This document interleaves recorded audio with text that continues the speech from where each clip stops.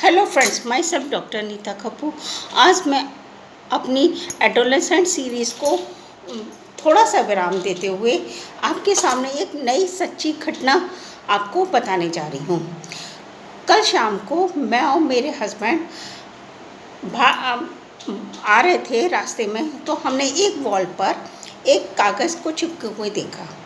हमने उसको जाकर पढ़ा तो उसमें लिखा था कि मैं एक वृद्ध महिला हूँ, मेरा 50 का नोट रास्ते में गिर गया है, मुझे कम दिखाई देता है, कृपया जिसको भी मिले वो मेरे इस पते पर आकर मुझे दे जाना। तो हमने पता हमारे पास घर के पास में ही था, तो हमने सोचा कि लाओ चल के देखते हैं। हम दोनों उस पते पर गए। तो जब हमने आवाज़ दी तो वहाँ से एक वृद्ध महिला अपनी लाठी टेकते हुए बाहर आई।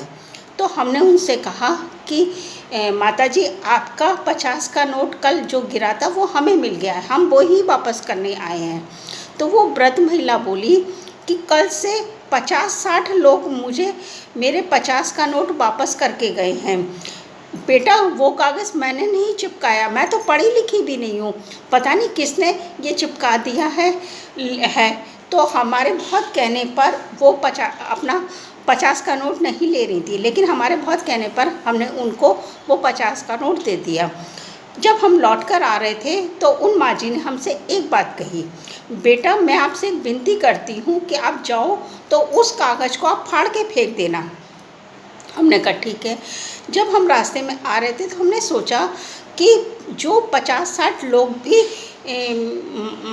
माता जी को पैसा दे के गए हैं, तो इन्होंने उनसे भी यही बात कही होगी, लेकिन किसी ने वो कागज़ नहीं फाड़ा है। हमारा है जिस व्यक्ति ने वो कागज़ पर लिख के चिपकाया था, हमारा दिल भर गया कि सेवा करने का उसने, किसी की मदद करने का क्या बेहतरीन उपाय निकाला है।